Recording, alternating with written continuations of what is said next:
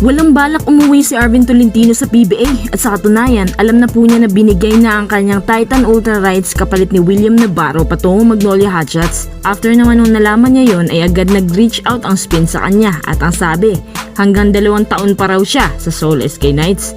Inamin naman ng Magnolia na sinabi nila lahat kay Arvin Tolentino at syempre kasabay nito ang buong detalye din ng kontrata. Ibig sabihin bago ang contract signing niya sa SK Knights, alam din niya kung magkano ang laman ng kontratang yun bago siya pumirma sa KBL. Lumalabas na hindi kinaya ng Magnolia ang offer ng SK Knights para man lang matapatan kasi ang plano sana ng Magnolia, pauwiin si Arvin para agad na magamit sa upcoming Governor's Cup. Hindi nga lang nagtagumpay ang Magnolia.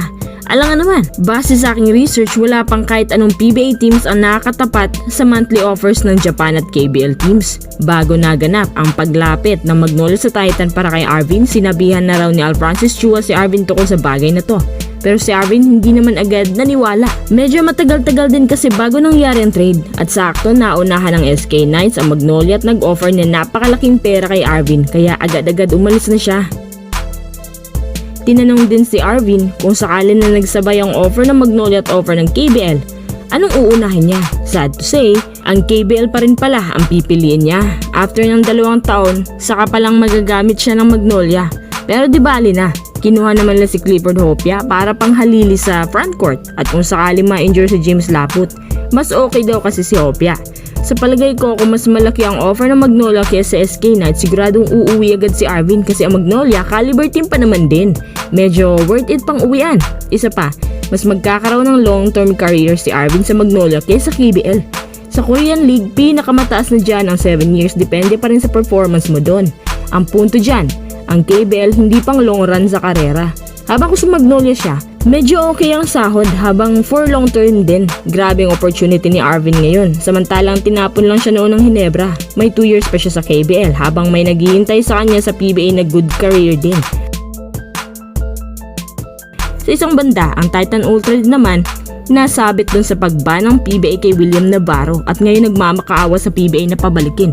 So patas ang dalawang teams. Mas panalo pa nga siguro Magnolia. Kasi ang Titan kumuha ng player na walang kasiguraduhan kung makakabalik pa ba. Habang ang Magnolia, at least kahit medyo matagal pero may insurance na makakabalik pa si Arvin. Kasi hindi naman siya sakop ng banning rule sa PBA. Unfortunately, hindi din sigurado sila kung hanggang kailan si Arvin tataka sa Magnolia habang tinatanggap naman ang offer ng SK Knights. Mga imports na kukumpleto na sa full na listahan ng imports para sa upcoming conference. Last time na tinalakay natin to, kulang ng 4 na teams pero ngayon ang Titan Ultra na lang hindi nakakapili. Para naman sa Converge, ang napili po nila ay si Jalen Hudson. Si Jalen Hudson, 6'6" small forward, shooting guard pa ng Virginia Tech at Florida. Ang dami nagsasabi ang swerte daw ng Converge sa kanya dahil parang si AZ Reed daw to maglaro at halos pumantay nga siya sa shooting nito na tumitira ng 45 to 50% beyond the arc. Kung gusto mo ng import na pambuhat type talaga, si Jalen Hudson siguro ang para sa kanila kasi ang Converge naman nag-iisang independent team na may budget para dito.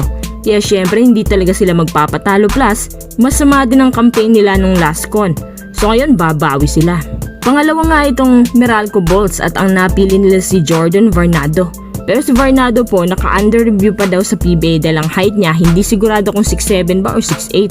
Small forward na promising player ng Israel pero pinanganak sa Brownsville. Nagka-coverage lang naman ng 21.5 points, 7.8 rebounds per game. Nagpapatunay na kanyang versatility. Pangatlong napili naman ng Terra Firma si Justin Strings. Gaya ni Varnado at Hudson, reinforcement import din siya sa PBA, nakapaglaro sa Uruguay League at pinapalaro din ang PF Center dahil pang posse type siya sa height na 6'7". Nagka-coverage ng 15.7.3 rebounds per game. Ang Titan, ewan ko sa kanila. Habang nagpalit na po ng import ang Macau Black Bears at ang napili nila si Vondre Perry at niline up din ng Macau pabalik si Kobe Lam.